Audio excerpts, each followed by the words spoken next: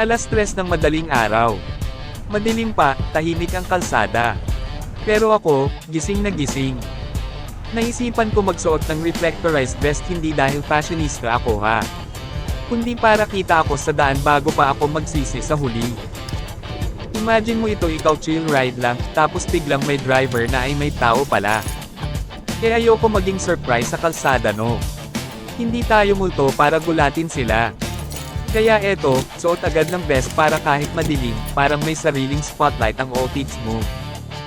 Pero real talk lang mga ka-rider.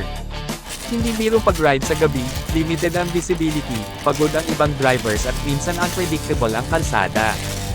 Ang reflectorized vest tumutulong para makita kaagad lalo na sa malalayong headlights. Mas maaga kang mapapansin, mas may oras ang ibang sasakyan na umiwas o mag-adjust. Simple lang siya, pero malaking bagay sa safety natin.